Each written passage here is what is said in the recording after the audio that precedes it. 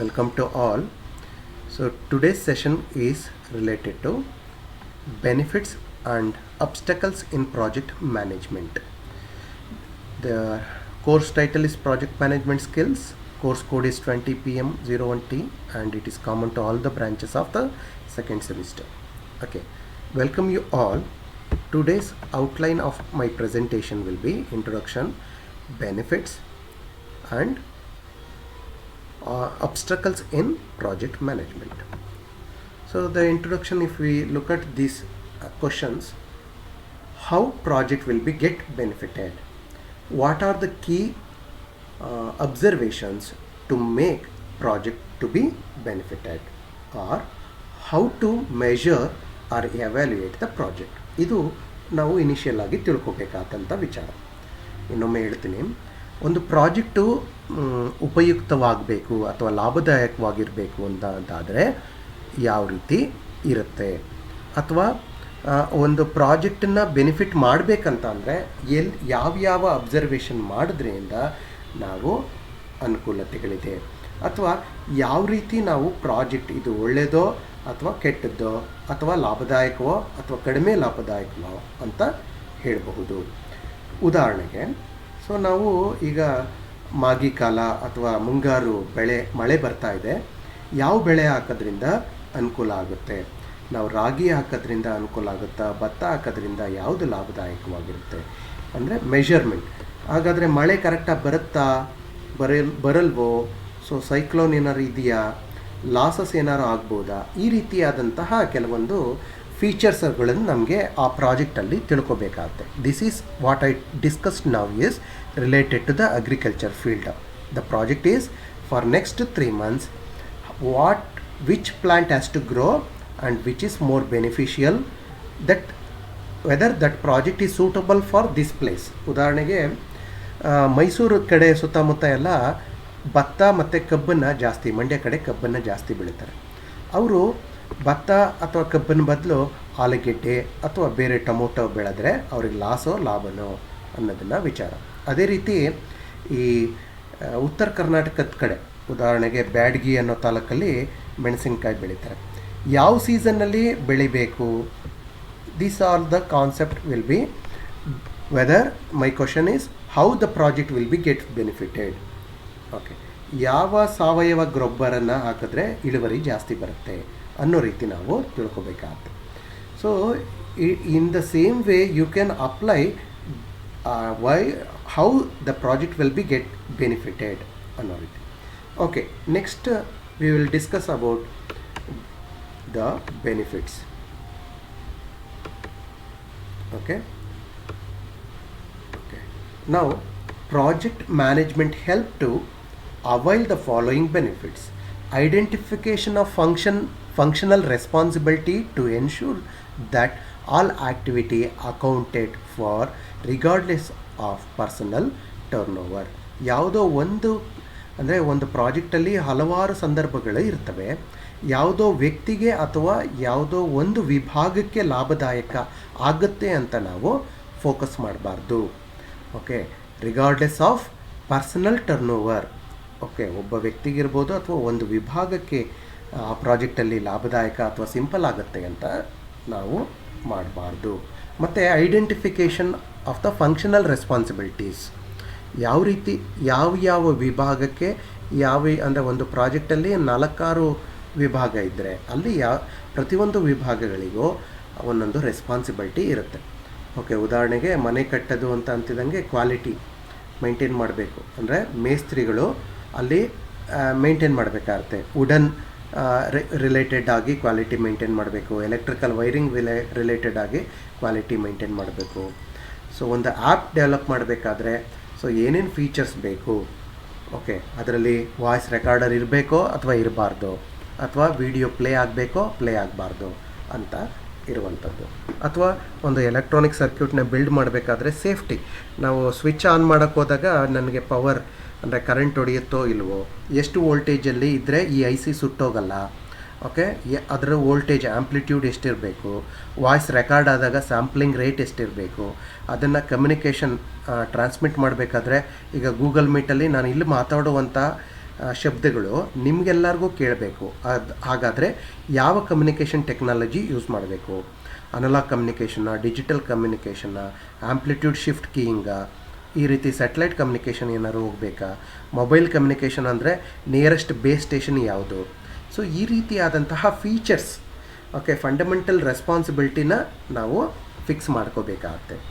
Okay, minimising the need for continuous reporting and put maximum autopilot work utmost ಅಂದರೆ ಎಲ್ಲ ಕಡೆಯೂ atom ಸ್ಪೇಸಲ್ಲಿ ಅಂದರೆ ಪ್ರತಿಯೊಂದು ಜಾಗದಲ್ಲಿ ಆಟೋ ಕರೆಕ್ಷನ್ಸ್. ಉದಾಹರಣೆಗೆ ಒಂದೊಂದು ಗ್ರೂಪ್ಗಳಲ್ಲಿ ಅವರ ಆ್ಯಕ್ಟಿವಿಟಿಗಳಿಗೆ ಒಬ್ಬ ಗ್ರೂಪ್ ಲೀಡರನ್ನ ಮಾಡಿ ಅವರು ಅದನ್ನು ಫೈನ್ ಟ್ಯೂನ್ ಮಾಡಬೇಕು.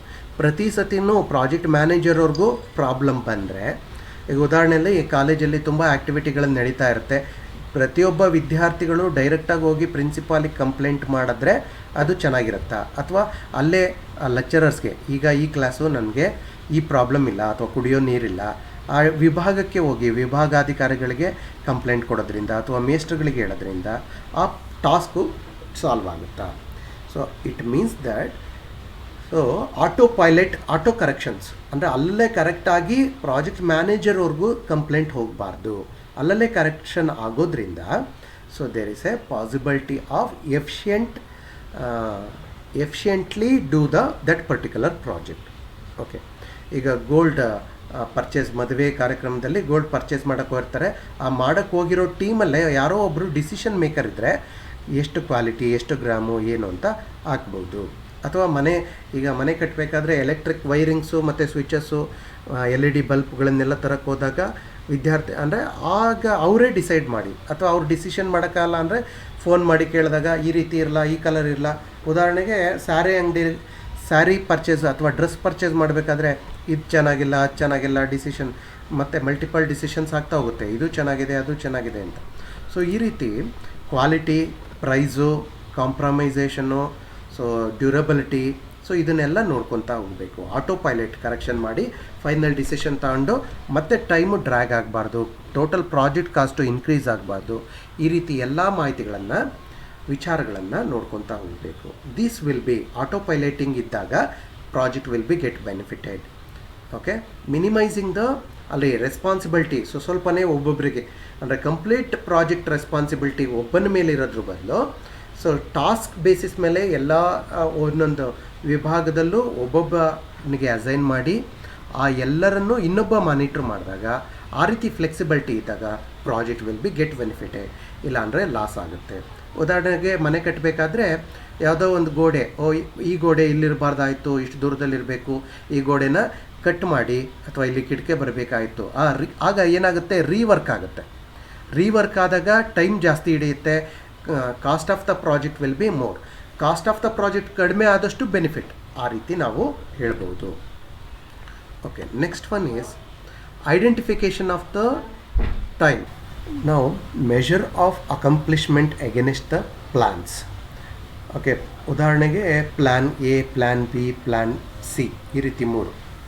ಸೊ ಈಗ ಬ್ರಿಕ್ಕನ್ನು ಯೂಸ್ ಮಾಡಬೇಕಾದ್ರೆ ಹಾಲೋ ಬ್ರಿಕ್ ಯೂಸ್ ಮಾಡಬೇಕಾ ಅಥವಾ ಮೋಲ್ಡೆಡ್ ಬ್ರಿಕ್ಕನ್ನು ಯೂಸ್ ಮಾಡಬೇಕಾ, ಸಿಮೆಂಟು ಯಾವ ಕಂಪ್ನಿದು ಯೂಸ್ ಮಾಡಬೇಕು, ಯಾವುದು ಸ್ಟ್ರೆಂತ್ ಅಂದರೆ ಫೌಂಡೇಶನ್ಗೆ ಯಾವ್ದು ಯೂಸ್ ಮಾಡಬೇಕು, ಯಾವ ಸ್ಟೋನ್ಸ್ ಯೂಸ್ ಮಾಡಬೇಕು, ಮೇಲ್ಗಡೆ ಮೋಲ್ಡ್ ಆಗಬೇಕಾದ್ರೆ ಮೋಲ್ಡಿಂಗಲ್ಲಿ ಯಾವ ಸೈಜ್ ಕಲ್ಲಿರಬೇಕು, ಈ ರೀತಿ ಎಲ್ಲ. ಸೊ ಅದೇ ರೀತಿ ಒಂದು ಲ್ಯಾಪ್ಟಾಪ್ನ ನಾವು ರೆಡಿ ಮಾಡಬೇಕಾದ್ರೆ ರ್ಯಾಮ್ ಎಷ್ಟಿರಬೇಕು, ಹಾರ್ಡ್ ಡಿಸ್ಕ್ ಎಷ್ಟಿರಬೇಕು, ಅದಕ್ಕೆ ಬೇಕಾದಂಥ ಸಾಫ್ಟ್ವೇರ್ಸ್ ಆ್ಯಪ್ಗಳು ವಿಂಡೋಸ್ 8, ವಿಂಡೋಸ್ 10 ಅಥವಾ ಆ್ಯಂಡ್ರಾಯ್ಡ್ ಲ್ಯಾಪ್ಟಾಪ್ ಬೇಕಾ ಅಥವಾ ಆ್ಯಪಲ್ ಕಂಪ್ನಿದು ಬೇಕಾ, ಈ ರೀತಿ early identification of the problem so that corrective action May follow. So ಇದರಿಂದ ಅಂದರೆ ಮೊದಲೇನಾಗೆ ನಮಗೆ ಪ್ರಾಬ್ಲಮ್ಸ್ ಗೊತ್ತಾದರೆ ಕರೆಕ್ಷನ್ ಮಾಡೋದು ಈಸಿ, ಆ ಪ್ರಾಬ್ಲಮ್ಸನ್ನು ಐಡೆಂಟಿಫೈ ಮಾಡೋ ಕೆಪಾಸಿಟಿ ಇರಬೇಕು. ಸೊ ಈ ರೀತಿ ಇದ್ದಾಗೆಲ್ಲ ಪ್ರಾಜೆಕ್ಟು ಬೆನಿಫಿಟ್ ಆಗುತ್ತೆ ಅಂತ ನಾವು ಹೇಳ್ಬೋದು. ಪ್ರಾಜೆಕ್ಟ್ ಅಂದರೆ ಪ್ರಾಬ್ಲಮ್ ಐಡೆಂಟಿಫಿಕೇಷನ್ ಆ್ಯಂಡ್ ಆಲ್ಸೋ ಬೇರೆ measuring of accomplishment against the plans, ಯಾವುದು plan A, B, C. So ಈ ರೀತಿ ಮಲ್ಟಿಪಲ್ ಪ್ಲ್ಯಾನ್ಸ್ ಇದ್ದು ಒಂದು ಫ್ಲೋ ಆಗ್ತಾ ಇರುತ್ತೆ. ಏನಾದರೂ ಕೆಲವೊಂದು ಸತಿ ವೇರಿಯೇಷನ್ ಆಗಬೇಕಾದ್ರೆ ಸೊ ಈ ಪ್ಲ್ಯಾನ್ಸ್ ಬಿ ರೆಡಿ ಇದ್ದರೆ ಸೊ ನಮಗೆ ಕರೆಕ್ಟ್. ಈಗ ಕೊರೋನಾ ಟೈಮಲ್ಲಿ ಆಕ್ಸಿಜನ್ ರೆಡಿ ಇದ್ದರೆ ಪೇಷಂಟ್ ಬಂದರೆ ನಾವು ಅಡ್ಮಿಟ್ ಮಾಡ್ಕೋಬೋದು ಆಸ್ಪತ್ರೆಯಲ್ಲಿ ಅಂತ ಡಿಸೈಡ್ ಮಾಡ್ಬೋದು. ಇಲ್ಲ ಬಂದ ಮೇಲೆ ನೋಡೋಣ ಅಂತ ಅಂದರೆ ಮತ್ತೆ ಪೇಷಂಟ್ ಕತೆ ಈಗ ಮೊನ್ನೆ ಬೇರೆ ಆ್ಯಕ್ಟಿವಿಟಿ ಆಗ್ತಾ ಇದೆಯಲ್ಲ, ನೀವು ಅಬ್ಸರ್ವ್ ಮಾಡ್ತಾ ಇರ್ಬೋದು. So it means that there is so many projects we can visualise. Okay, ನಾವು how one more way of project get benefited, improved estimating capabilities. So ಈ ರೀತಿ ಆದಂತಹ ಇಂಪ್ರೂವ್ಡ್ ಎಸ್ಟಿಮೇಟಿಂಗ್ ಕೆಪ್ಯಾಸಿಟಿ. ಓಕೆ, ಹಾಗಾದರೆ ಎಷ್ಟು ಎಕ್ಸ್ಪೆನ್ಸ್ ಆಗ್ಬೋದು ಅನ್ನೋದು ಮೊದಲೇ ಗೊತ್ತಿದ್ದಾಗ ನಾವು ಅದಕ್ಕೆ ರೆಡಿ ಇರ್ತೀವಿ. ಉದಾಹರಣೆಗೆ ಕನ್ಸ್ಟ್ರಕ್ಷನ್ ಫೀಲ್ಡಲ್ಲಾದರೆ ಈಗ ಇಟ್ಟಿಗೆ ತರಬೇಕು, ಇವತ್ತು ಮರಳನ್ನು ತರಬೇಕು, ಸಿಮೆಂಟನ್ನು ತರಬೇಕು ಅನ್ನೋ ಎಸ್ಟಿಮೇಷನ್ ಮೊದಲೇ ಇದ್ದಾಗ ನಮ್ಮ ಹತ್ರ ಫ್ಲೋಟಿಂಗ್ ಮನಿನ ಸ್ವಲ್ಪ ಇಟ್ಕೊಂಡಿರ್ತೀವಿ. ಇಲ್ಲ ಅಂದರೆ ನಾವು ಪೋಸ್ಟ್ಪೋನ್ ಮಾಡಬೇಕಾಗತ್ತೆ. ಎಂಪ್ಲಾಯೀಸ್ ಬಂದಿರ್ತಾರೆ, ಲೇಬರ್ಸ್ ಬಂದಿರ್ತಾರೆ, ಆದರೆ ಸಫಿಷಿಯೆಂಟ್ ನಮ್ಮ ಹತ್ರ ರಾ ಮೆಟೀರಿಯಲ್ಸ್ ಇಲ್ದಲೆ ಲೇಬರ್ಸನ್ನು ಕೂಲಿ ಕೊಟ್ಟು ವಾಪಸ್ ಕಳಿಸ್ಬೇಕಾಗತ್ತೆ. ಆಗ it will make the cost of the project more. So if we have the improved estimation capacity, then we can reduce the cost or the project get benefited. So ಮತ್ತು latest technology ಬಳಸೋದ್ರಿಂದ, future planning ಇರೋದ್ರಿಂದ ನಮಗೆ project may be get benefited. Knowing when objectives cannot be met. Okay, ಯಾವುದೇ ಕಾರಣಕ್ಕೂ ನಮಗೆ ಈ ಕೆಲಸ ಮಾಡೋಕ್ಕಾಗಲ್ಲ ಅಂತ ಗೊತ್ತಿದ್ದಾಗ, ಉದಾಹರಣೆಗೆ ಈಗ ಮನೆ ಕಟ್ಟಬೇಕಾಗಿರುತ್ತೆ, ಸ್ಥಳ ಎಲ್ಲಿ ಕಟ್ಟಿದ್ರೆ ಒಳ್ಳೆಯದು, ಯಾವುದೋ ಒಂದು ನದಿ ತೀರನೋ ಅಥವಾ ಯಾವುದೋ ಒಂದು ಬೆಟ್ಟದ ಕೆಳಗಡೆ ಮನೆ ಕಟ್ಟಿದ್ರೆ, ಅಂದರೆ ನಮಗೆ ಅಲ್ಲಿ ಡಿಸಡ್ವಾಂಟೇಜ್ ಜಾಸ್ತಿ ಇದೆ ಅಂತ ಗೊತ್ತಿದ್ದರೆ ನಾವು ಆ ಕೆಲಸನ ಮಾಡೋಕ್ಕೋಗಲ್ಲ. ಅಂದರೆ if we know the objectives cannot be met. ಈಗ ಉದಾಹರಣೆಗೆ ಕೆಲವೊಂದು ಲೂಸ್ ಸಾಯಿಲಲ್ಲಿ ಮನೆಗಳನ್ನು ಕಟ್ಟೋಕ್ಕೆ ಸಾಧ್ಯತೆ ಇಲ್ಲ ಅಂತ ನಮಗೆ ಗೊತ್ತಿರುತ್ತೆ. ಅಂಥ ಏರಿಯಾದಲ್ಲಿ ಮನೆಗಳನ್ನು ಕಟ್ಟೋದಿಲ್ಲ, ಮನೆ ಕಟ್ಟಲಿಕ್ಕೆ ಯೋಗ್ಯತೆ ಇಲ್ಲ ಅಂತ ಹೇಳ್ತೀವಿ. ಅಥವಾ ಈಗ ಅಗ್ರಿಕಲ್ಚರ್ ಫೀಲ್ಡಿಗೆ ಬಂದರೆ, ಸೊ ಮಳೆ ಯಾವುದೇ ಕಾರಣಕ್ಕೂ ಬರಲ್ಲ ಅಂತ ಗೊತ್ತಿದ್ದಾಗ ನಾವು ಬಂದು ಬಿತ್ತನೆ ಮಾಡಿ ಹೊಲ ಉಳಿಸಿ ಎಲ್ಲ ಮಾಡಿದ್ರೆ ಏನಾಗುತ್ತೆ, ಆಲ್ರೆಡಿ ನಮಗೆ ಗೊತ್ತಿರೋದನ್ನೇ ರಾಂಗ್ ಪ್ರಾಜೆಕ್ಟನ್ನು ಮಾಡ್ತಾಯಿದ್ದೀವಿ ಅಂತ. ಅಂದರೆ by knowing the objectives cannot be met, ಯಾವುದೇ ಕಾರಣಕ್ಕೂ ಅದನ್ನು ಮುಟ್ಟಕ್ಕಾಗೋದಿಲ್ಲ ಅಂತ ನಮಗೆ ಗೊತ್ತಿದ್ದಾಗ ಏನಾಗುತ್ತೆ ಅಂದರೆ project will be get benefited. ನಾವು ಆ ಕೆಲಸ ಮಾಡೋದಿಲ್ಲ, ಆ ಜಾಗದಲ್ಲಿ ಆ ಸಂದರ್ಭದಲ್ಲಿ ಆ ಕೆಲಸ ಮಾಡಲ್ಲ, ಬೇರೆ ಸಂದರ್ಭದಲ್ಲಿ ಆ ಪ್ರಾಜೆಕ್ಟನ್ನು ಮಾಡ್ತೀವಿ. ಹಾಗಾಗಿ project may be get benefited. Time over run and cost over run will be minimised. ಅಂದರೆ ಸ್ವಲ್ಪ ಟೈಮ್ ಜಾಸ್ತಿ ಆದಾಗ ಕಾಸ್ಟ್ ಓವರ್ ರನ್. ಈಗ ಉದಾಹರಣೆಗೆ ಸಡನ್ನಾಗಿ ಮದುವೆ ಫಿಕ್ಸ್ ಆಗುತ್ತೆ ಅಂದ್ಕೊಳ್ಳಿ, ಅಲ್ಲಿ ತರಕಾರಿ ರೇಟು ಆಷಾಢದಲ್ಲಿ ಕಡಿಮೆ ಇರುತ್ತೆ. ಸೊ ಮದುವೆಯಲ್ಲಿ ಆಗ ಇವರು ಒಪ್ಕೊಂಡಿರ್ತಾರೆ, ಯಾರು caterer. So they will think that catering one plate of food will be cost around 50 rupees, because this happen in the particular season where the value of the vegetables will be very less. ಅದೇ ಬದಲು ಮದುವೆ postpone ಆಯಿತು, ಶ್ರಾವಣದಲ್ಲಿ ಬಂತು ಅಂತ ಅಂದ್ಕೊಂಡಾಗ ಆಗೇನಾಗುತ್ತೆ, ತರಕಾರಿ ರೇಟೆಲ್ಲ ತುಂಬ ಜಾಸ್ತಿ ಆಗುತ್ತೆ. The cost estimated will be more. So ಈ ರೀತಿ ಮೊದಲನೇ ಮೆಷರ್ ಮಾಡಿದರೆ ಅವರು ಕಮಿಟ್ ಆಗೋದಕ್ಕಿಂತ ಮುಂಚೆ this will B fixed. Project cost ಜಾಸ್ತಿ ಆಗುತ್ತೆ, ಇಂಥ ಟೈಮಲ್ಲಿ ಈ ರೀತಿ ಇರುತ್ತೆ, ಇಂಥ ಟೈಮಲ್ಲಿ ಈ ರೀತಿ ಇರುತ್ತೆ ಅಂತ ಹೇಳ್ಬೋದು. ಸೊ ಉದಾಹರಣೆಗಳನ್ನು ಕೊಡ್ತಾ ಇದ್ದೀನಿ. Okay, so next topic is obstacles in project management. So ಉದಾಹರಣೆಗೆ ಏನಾದರೂ ತೊಂದರೆಗಳು ಬರ್ತಾವ project. To enjoy the various benefits of project management given above the following the obstacles should be overcome carefully. So ಯಾವುದೋ ಬಂಡೆ ಸಡನ್ನಾಗಿ ಬಂತು, ಯಾವುದೋ ಒಂದು ಕನ್ಸ್ಟ್ರಕ್ಷನ್ ಮಾಡ್ತಾ ಇದ್ದೀರಾ, ಸೊ ಈ ರೀತಿ ಅಂದರೆ ಯಾವುದೋ ತೊಂದರೆಗಳು ಅನ್ಎಕ್ಸ್ಪೆಕ್ಟೆಡ್ ಆಗಿ ಬರುತ್ತೆ. So definitely that will gives the experience to the project manager how to handle this risk. But so we have to take care about these obstacles in the while managing the project. Okay. So project complexity, execution of the consumer. Okay, ಉದಾಹರಣೆಗೆ ನಮಗೆ ಯಾವುದೋ ಒಂದು okay ಮನೆ ಬಾಗಿಲನ್ನು ಮಾಡ್ಕೊಳ್ಳಿ let us assume in the carpenter division of a mechanical.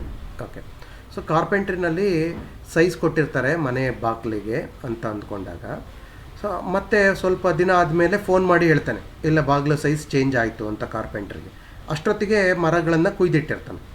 So ಆಗೇನಾಗುತ್ತೆ, so ಕುಯ್ಯೋದು ನಿಧಾನ ಮಾಡಿದ್ದಿದ್ರೆ ಅವನು flexibility ಇರ್ತಿತ್ತು. Okay, it means that complexity consumer ಯಾವ್ಯಾವ ರೀತಿ ಟೈಮ್ ಡಿಲೇ ಆದಂಗೆ ಚೇಂಜಸ್ ಆಗುತ್ತೆ ಅವ್ರ ಮೈಂಡ್ಸೆಟ್ಟು, ಅದನ್ನೆಲ್ಲ ತಿಳ್ಕೊಂಡು ಸೊ ಮರ ಅಂದರೆ carpenter has to decide when he has to execute ಅನ್ನೋ ರೀತಿ. So these are the obstacles. ಸಡನ್ನಾಗಿ ಪ್ಲ್ಯಾನ್ ಚೇಂಜ್ ಮಾಡ್ತಾರೆ, ಯಾವುದೋ ಅಂಗಡಿಗೆ ಬಂದಿರ್ತಾರೆ, ಏನೋ ತೊಗೊಂಡೆ ನಾವು ಈ ರೀತಿ ಡಿಸೈನ್ ಹೇಳಿರಲಿಲ್ಲ, ಈ ಡಿಸೈನ್ ಬೇಕಾಗಿತ್ತು ಅಂತ. ಮನೆ ಈ ರೀತಿ ಕಟ್ಟಬೇಕಾಯ್ತು, ಬಾಗಿಲು ಇಲ್ಲಿ ಕಟ್ಟಬೇಕಾಯ್ತು, ಇದು ಈಶಾನ್ಯ ದಿಕ್ಕದಲ್ಲಿದೆ, ಇದು ಕುಬೇರನ ಮೂಲೆಯಲ್ಲಿದೆ, ಈ ರೀತಿ ಇರಬಾರ್ದಾಯಿತು ಅಂತ ಮಧ್ಯದಲ್ಲಿ ಪ್ಲ್ಯಾನನ್ನು ಚೇಂಜ್ ಮಾಡ್ತಾರೆ. So that will be consider as A obstacle. ಈ ಪಿಲ್ಲರ್ ಇಲ್ಲಿ ಬರಬಾರ್ದಾಯಿತು, ಇಲ್ಲಿ ಬರಬೇಕಿತ್ತು, ಈ ಪಿಲ್ಲರ್ ಇರೋದರಿಂದ ನಮಗೆ ಡಿಸ್ಅಡ್ವಾಂಟೇಜ್. ಹಾಲ್ ಮಧ್ಯದಲ್ಲಿ ಪಿಲ್ಲರ್ ಬಂದುಬಿಟ್ಟಿದೆ, ಕ್ಯಾನ್ಸಲ್ ಮಾಡಿ.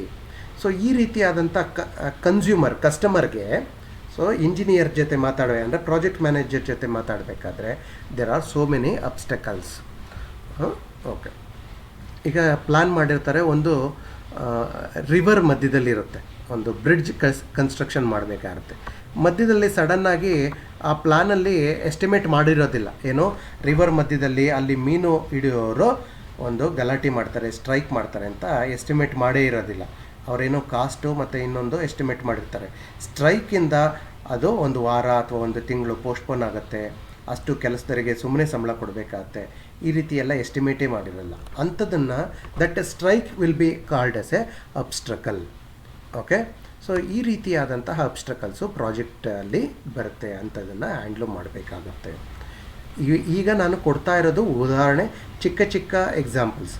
So examples may be related to your particular branch. ENCಗೆ ಅದಕ್ಕೆ ತಕ್ಕನಾದಂಥ ಎಕ್ಸಾಂಪಲ್ಸ್ನ ನೀವು ಎಕ್ಸಾಮಿನೇಷನಲ್ಲಿ ಬರಿಬೇಕಾಗತ್ತೆ.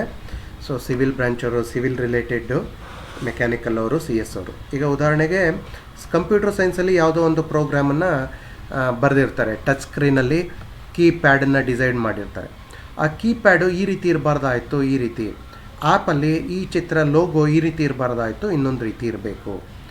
ಓಕೆ, ಸೊ ಆಡಿಯೋ ರೇಂಜು ಈ ರೀತಿ ಇನ್ಕ್ಲೂಡ್ ಆಗಬೇಕು, ಅಥವಾ ಈ ಫೀಚರ್ ಕಲರ್ ರೇಂಜನ್ನು ಸೆಲೆಕ್ಟ್ ಮಾಡೋ ರೀತಿ ಇರಲಿ. ಬಟನ್ಸು ನೀವು 4 ಬಟನ್ಸ್ ಮಾತ್ರ ಕೊಟ್ಟಿದ್ದೀರಾ, select, reject, delete, copy, paste ಒಂದು ಕೊಟ್ಟಿಲ್ಲ, ಪೇಸ್ಟ್ ಕೊಡಿ. ಈ ರೀತಿ ಆ್ಯಪಲ್ಲಿ ಡಿಸೈನು ಬೇರೆ ಬೇರೆ ಆಗ್ಬೋದು. Okay, so at different situation the questions will be different or obstacle may be at different. Okay, so now we will come to the questionnaires. Knowing when objectives cannot be met or will be exceeded leads to benefit ಆಗುತ್ತಾ, loss ಆಗುತ್ತಾ, ಅಥವಾ no loss ಅಥವಾ no benefited. ಅಂದರೆ ಈ ಪ್ರಶ್ನೆಗೆ ಉತ್ತರವನ್ನು ನೀವು ಹೇಳಬೇಕಾಗತ್ತೆ. ಓಕೆ, ಈ ರೀತಿಯಾಗಿ so just early identification of problem so leads to what, ನಮಗೆ ಮೊದಲೇ ಗೊತ್ತಾದರೆ ಪ್ರಾಬ್ಲಮ್ಮು, ಆಗ ನಮಗೆ ಬೆನಿಫಿಟ್ ಆಗುತ್ತೋ ಲಾಸ್ ಆಗುತ್ತೋ, ನಮಗೆ ಅನ್ನೋದಕ್ಕಿಂತ ಆ ಪ್ರಾಜೆಕ್ಟಿಗೆ ಬೆನಿಫಿಟ್ಟೋ ಲಾಸೋ ಅಂತ. ಸೊ ಅದೇ ರೀತಿ knowing when the objectives cannot be met. So ನಮಗೆ ಇದು ಯಾವುದೇ ಕಾರಣಕ್ಕೂ ಈ ಕೆಲಸ ಮಾಡಲಿಕ್ಕೆ ಆಗಲ್ಲ ಅನ್ನೋದು ನಮಗೆ ಗೊತ್ತಿದ್ದರೆ ಅದು ಆ ಪ್ರಾಜೆಕ್ಟಿಗೆ ಬೆನಿಫಿಟ್ಟೋ ಲಾಸೋ. ಓಕೆ, ಅಥವಾ so project risk coupled with the statutory changes or nightmare for a project manager. ಅಂದರೆ ಕೆಲವೊಂದು ಅನ್ಎಕ್ಸ್ಪೆಕ್ಟೆಡ್ ಪ್ರಾಜೆಕ್ಟ್ ರಿಸ್ಕ್ಗಳು ಬಂದಾಗ ಪ್ರಾಜೆಕ್ಟ್ ಮ್ಯಾನೇಜರ್ಗೆ ನಿದ್ದೆಗೆಡಿಸ್ಬಿಡುತ್ತೆ. ಅಥವಾ ಸಡನ್ನಾಗಿ ಚೇಂಜ್ ಆದಾಗ, ಈಗ ಉದಾಹರಣೆಗೆ ಈ ಪಿಲ್ಲರ್ ಇಲ್ಲಿ ಬರಬಾರ್ದಾಗಿತ್ತು, ಇದು ಪಿಲ್ಲರ್ ಕಟ್ ಮಾಡಿ ಮತ್ತೆ ಬೇರೆ ಪಿಲ್ಲರ್ ಹಾಕಿ ಅಂತ ಅಂತಿದ್ದಂಗೆ, ಅಥವಾ ಕಾಸ್ಟ್ ಎಸ್ಟಿಮೇಷನ್ ಆ ಬಡ್ಜೆಟ್ ಒಳಗಡೆ ಅವ್ರು ಮುಗಿಸ್ಕೊಡ್ಬೇಕು, ಆಗ ಅವ್ರಿಗೇನಾಗುತ್ತೆ, ನಿದ್ದೆಗೆಟ್ಟು ಸೊ ನಿದ್ದೆ ಬರ್ದಲ್ದಂಗೆ ಅಥವಾ ಯೋಚನೆಗಳು ತುಂಬ ರಿಸ್ಕ್ ಅನಿಸುತ್ತೆ. ಓಕೆ, ಯಾರಿಗೆ ಪ್ರಾಜೆಕ್ಟ್ ಮ್ಯಾನೇಜರ್ಗೆ ಸರಿನಾ, ಈ ವಾಕ್ಯ ಸರಿನಾ, ಎಸ್ ಆರ್ ನೋ ಅನ್ನೋದು ವಿಚಾರವಾಗಿರುತ್ತೆ. Okay, so these are the things what we are covered today is so project benefit ಬಗ್ಗೆ ಮಾತಾಡಿದ್ದೀವಿ, ಮತ್ತು ಪ್ರಾಜೆಕ್ಟ್ ಅಬ್ಸ್ಟ್ರಕಲ್ಸ್ ಬಗ್ಗೆ ಮಾತಾಡಿದ್ದೀವಿ. These are the 2 topics what we are covered today this topic. Okay, these are the references. Himalaya publication book ಏನಿದೆ ಅದನ್ನು refer ಮಾಡಿ, ಅಲ್ಲಿಂದ ನಾನು ಕಂಟೆಂಟನ್ನು ಯೂಸ್ ಮಾಡ್ಕೊಂಡಿದ್ದೀನಿ. So thank you all for listening, and this presentation is done by me, Dr. Panduranga HT, lecturer in the Department of E&C, Turuvekeರೆ. Okay, thank you all.